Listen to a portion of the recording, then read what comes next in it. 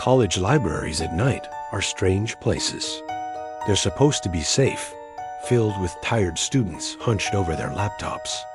But sometimes, the quiet makes you notice things you normally wouldn't.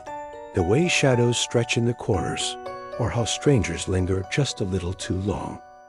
This is the story of a student who met the wrong study partner and learned too late that not everyone on campus is who they seem to be. I met him late one evening in the campus library. The place was nearly empty, except for the sound of printers whirring and the occasional shuffle of books. I was staring blankly at my calculus textbook when a tall, thin guy with messy hair leaned over and asked if I needed help. He seemed friendly with an easy smile, and he explained the problems better than my professor ever could. From then on, we studied together almost every night. Then one day, he just stopped showing up.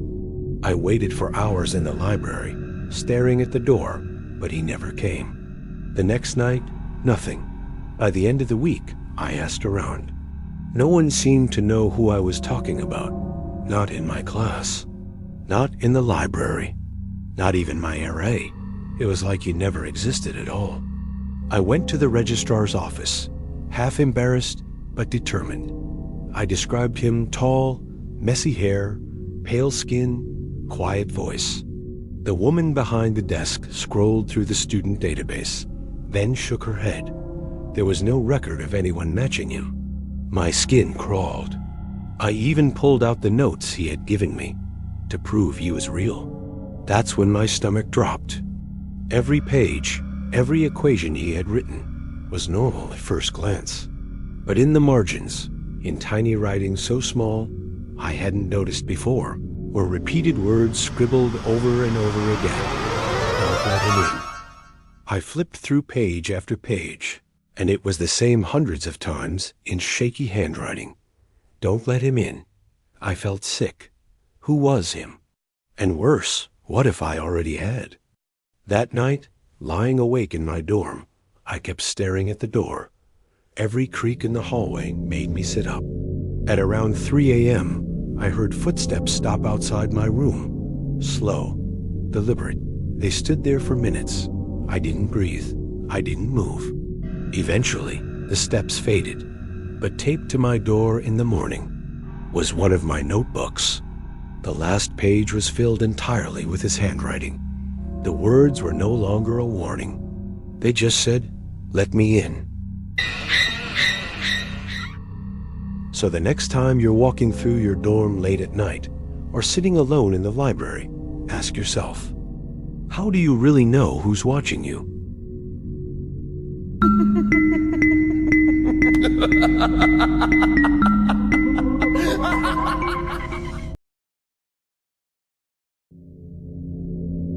Dorms are supposed to feel safe surrounded by hundreds of other students, with cameras watching the hallways 24/7. But cameras don't always protect you. Sometimes they only show you what's been standing right outside your door, every single night.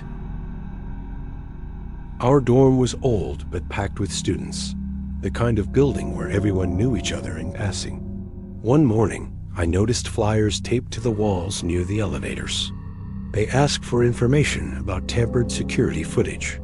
At first, I didn't think much of it. College pranks happen all the time. But the word tampered stuck with me. It sounded too serious for a prank. A week later, I was hanging out with a friend who worked part-time for campus security. He leaned in close and told me he had to show me something he wasn't supposed to. He pulled up footage from the dorm cameras on his laptop. The grainy black and white feed showed the hallways late at night, completely empty. At first, it looked normal. Then, at exactly 3 a.m., he paused the video and pointed. In the footage, a man in dark clothing slowly entered the hallway. He didn't look like a student. He was too tall, too broad-shouldered. He had a hood pulled low over his face. He walked up and down the halls silently, his hands brushing against the doors but never opening them. He did this every single night. 3 in the morning, on the dot. My friend rewound the footage. Every time the man passed by a door, nothing happened. But when he walked past my door, the screen flickered. The feed glitched like static on an old TV for just a split second. It happened every night, without fail. Past my door, flicker. Past my door again, flicker.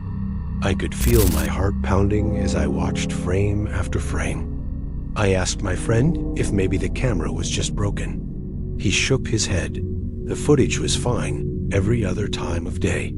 The glitch only happened when that man walked past my room.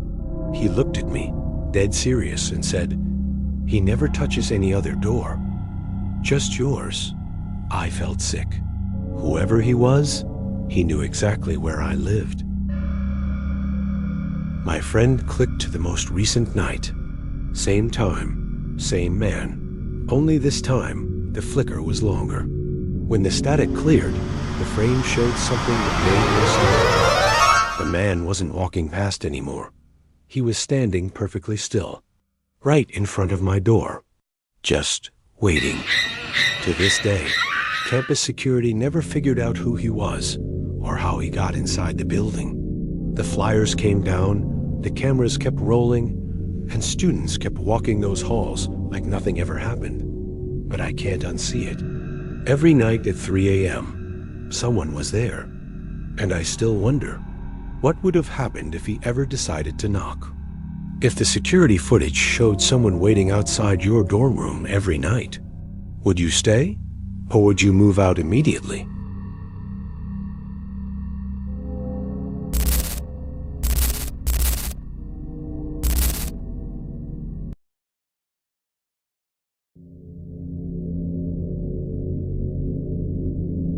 College parties are supposed to be loud, wild, and forgettable. But sometimes, the ones you can't forget are the ones that never should have happened in the first place. Especially when the crowd you're partying with isn't even human.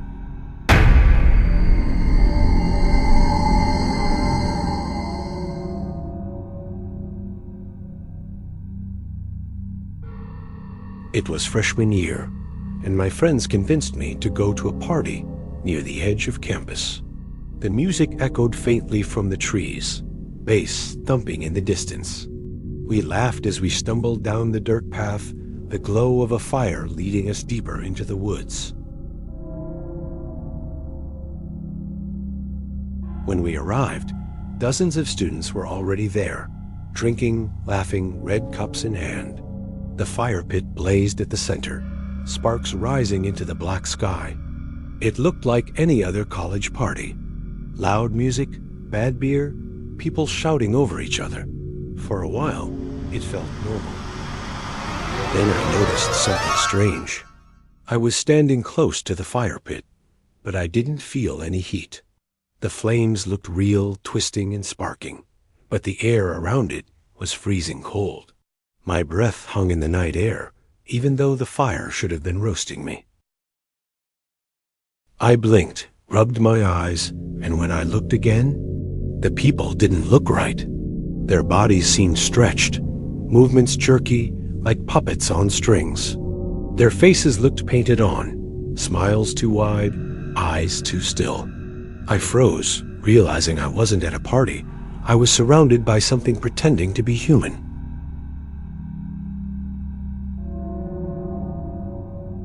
I ran. I didn't look back, just sprinted through the trees until the music and voices faded. When I finally stopped, chest heaving, I realized I was alone in the pitch-black woods. Hours later, my friends told me they never saw me leave. When they went looking for me, the woods were empty and silent like the party had never even been there. To this day, none of my friends believe me. They swear it was just a normal night, just a party I overreacted to. But I know what I saw. I know what was in those woods. And I know that whatever I ran from that night, it wasn't human. If you were at a party and suddenly realized none of the people there were real, would you stay calm or would you run? Don't forget to smash that subscribe and like button for more real-life horror stories. Thanks for watching. See you next time.